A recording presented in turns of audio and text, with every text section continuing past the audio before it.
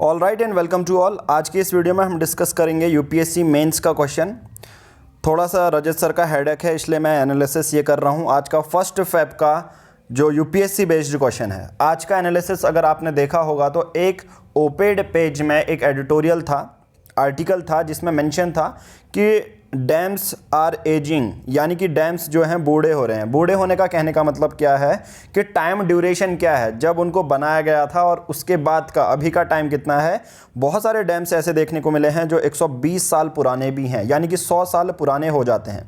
अब होता क्या है ऐसी चीज़ों में, तो जो सॉइल होती है वो डैम में जो वाटर होता है, रिजर्व रहता है, उसको रिप्लेस कर देता है। उसके बेसिस पर जो वाटर होल्डिंग कैपेसिटी होती है डैम की वो कम हो जाती है। ओके, दूसरा इसका कंसर्न ये रहता है कि डैम में फ्लड आने के चांसेस होते हैं जब डैम इतने ज़्यादा पुराने हो जाते हैं। ये आज के एडिटोरियल में पढ़ा था।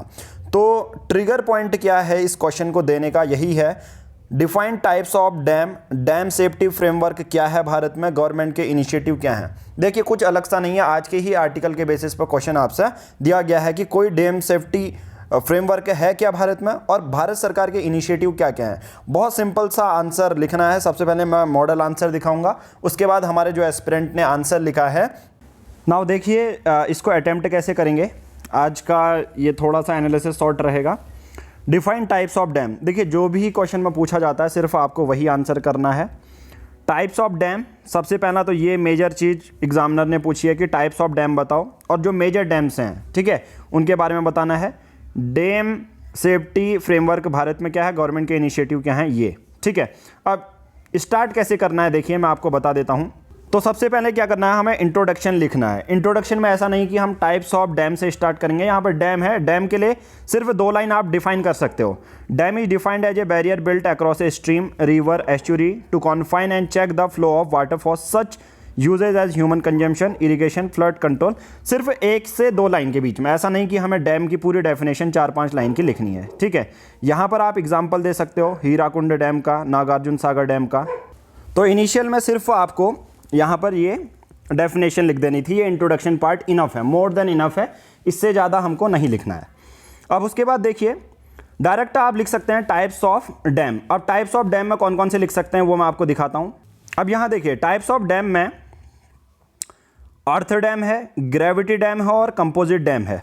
अब देखिए बहुत सारी वेबसाइट में आर के डैम लिखे रहते हैं, कंक्रीट डैम। हमें कोई सिविल की प्रिपरेशन नहीं करनी है, जैसे सिविल इंजीनियरिंग है, तो इन सब चीज़ों के बारे में हमें नहीं लिखना है। हमें जो मेजर ब्रॉड टाइप के डैम होते हैं वो 3 कैटेगरी में डिवाइड होते हैं, अर्थ डैम, ग्रेविटी डैम और कंपोजिट डैम। इसके अंदर आर के डैम, कंक्रीट डैम, इसको मेंशन नहीं करना है, ठीक है। 3 ये ब्रॉड कैटेगरी के डैम थे जो कि आपको सेकेंड पार्ट में लिखना था। ओके, नाउ अब देखिए जो थर्ड पार्ट है, एक्चुअल में आंसर राइटिंग यही है कि आप पहचान जाएं कि एक्चुअल में लिखना क्या है।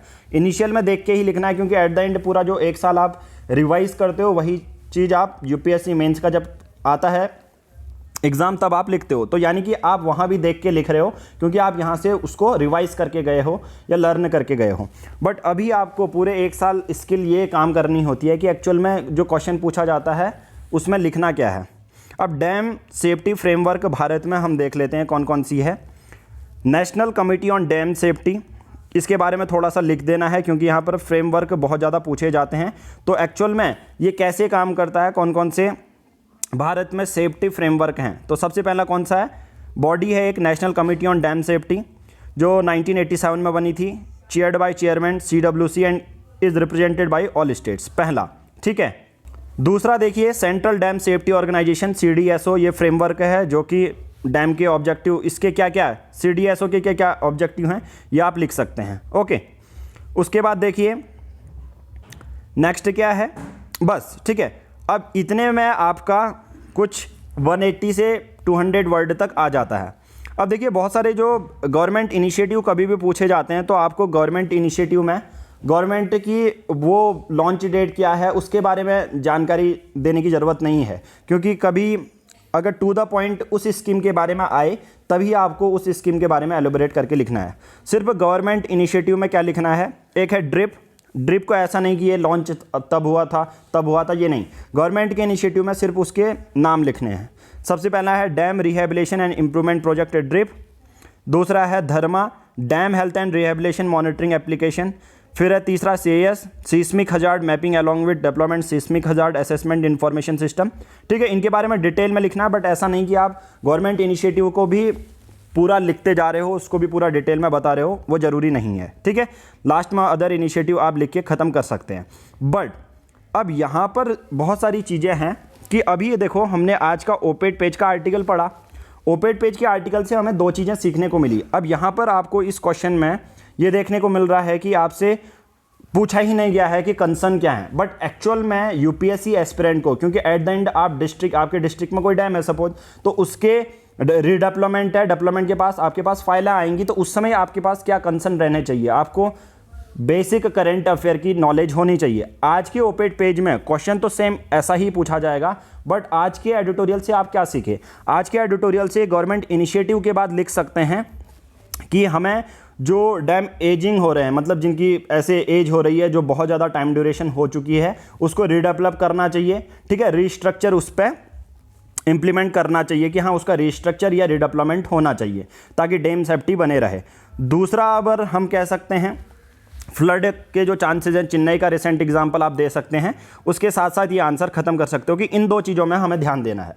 अब बहुत सारे बच्चे ये भी सोचेंगे कि यार ये तो पूछा ही नहीं गया था।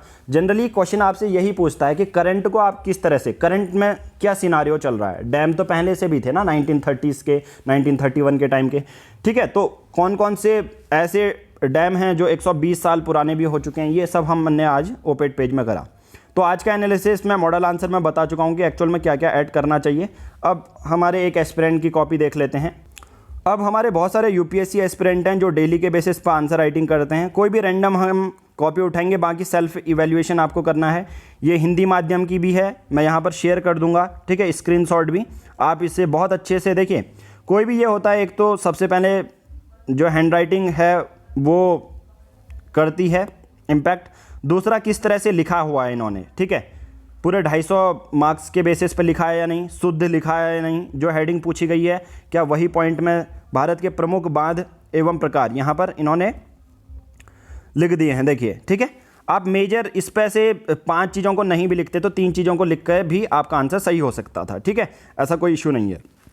अब यहाँ पर इन्होंने डायरेक्ट बता दिया है डैम की डेफिनेशन, और इन्होंने करंट अफेयर का भी मेंशन कर दिया, तो जो मैं कहूँगा बहुत अच्छी बात है। और यहाँ पर एक एग्जांपल भी लिख देते तो बहुत और अच्छी हो जाती। Hirakud dam, Nagarjuna Sagar dam. ठीक है, एक जो प्रेजेंट में जो न्यूज़ में रहा है। ठीक है, बाकी बांध सुरक्षा हेतु ढांचा, और उसके बाद आगे की राह। देखिए, आगे की राह भी इन्होंने लिखी है, सरकारी पहल भी इन्होंने लिखी है, जो मैं कहूँगा एक बहुत ज़्यादा अच्छा आंसर इन्होंने लिखा है। नाउ यहाँ पर नेक्स्ट जो आंसर राइटिंग है वो देख लेते हैं। बट यहाँ पर देखिए, ओवरऑल मैं अभी इसके अंदर पढ़ नहीं रहा हूँ, बट यहाँ पर मुझे क्या देखने को मिल रहा है कि बहुत सारी इन्होंने लाइनिंग की है, हर चीज़ को अंडरलाइन किया है। तो आपको ये ज़रूरी नहीं है कि सब चीज़ को अंडरलाइन करो। ठीक है, तो इस पर आपका जो एक मॉडल आंसर होता है, जो एक्चुअल में आंसर लिखना चाहिए, वो एक प्रॉपर स्ट्रक्चर होना चाहिए और सिंपल वर्ड्स में लिखा होना चाहिए और सिंपल रिप्रेजेंटेशन भी होनी चाहिए। ठीक है, चलो, need for dam safety in India. ठीक है, क्या ज़रूरत है आपको? ये एक्स्ट्रा लिखने की ज़रूरत नहीं है, ये सिग्निफिकेंस लिखने की ज़रूरत नहीं थी, क्योंकि क्वेश्चन ये नहीं पूछ रहा था। ठीक है, तो आपको इसमें क्या क्या सुधार करने की ज़रूरत है मैं आपको बता देता हूँ। देखो, सबसे पहले आपने डैम का बारे में बता दिया, जो एक्स्ट्रा चीज़ें हैं वो ज़रूरी नहीं थी इस क्वेश्चन में बताने लायक। ठीक है, तो आप सिर्फ 2-3 लाइक लिख देते और उसके बाद एग्जाम्पल लिख देते, इनफ था। ठीक है, और उसके बाद इंडिया रैंक, ये आपने करंट अफेयर इंक्लूड कर दिया, ये सही है। बाकी ये इरिगेशन, हाइड्रो, ये आपको नहीं भी लिखते चलता। टाइप्स ऑफ डैम में अच्छा लिखा है, बट मैं आपको ये सजेस्ट करूंगा कि आप किन्हीं चीज़ों को सिर्फ अंडरलाइन करें, पूरी लाइन को ही अंडरलाइन ना कर दें। ओके, टाइप्स ऑफ डैम हमने देख लिया, अर्थ डैम, ग्रेविटी डैम, ये सही है। आपको क्या क्या नहीं लिखना था वो मैं आपको बता देता हूँ। सिग्निफिकेंस पूछे ही नहीं गए हैं, डैम सेफ्टी नहीं पूछी गई है, ये सिर्फ ये पूछा गया है डैम सेफ्टी का फ्रेमवर्क। ठीक है, तो जो चीज़ें हैं, तो इस चीज़ से आप लोगों को, जो दूसरे आंसर राइटिंग एस्पिरेंट हैं, उनको क्या पता चलता है कि जो चीज़ें नहीं पूछी गई हैं वो हमको बिल्कुल भी नहीं लिखनी है। ये याद रखना, टू द पॉइंट जो एग्जामिनर आपसे चाहता है। सिंपल सी बात है यार, एक इंटरव्यू वाला, मैं एक एग्जांपल देता हूँ। इंटरव्यूअर आपसे पूछ रहा है आपका नाम क्या है, तो आप ये बता रहे हैं कि मैं क्लास 12th में पढ़ता हूँ, फिर उसके बाद आप बता रहे हैं कि हाँ मेरा नाम ये है। आपसे इंटरव्यूअर जानना ही नहीं चाहता कि क्लास 12th में आप पढ़ते हैं या नहीं।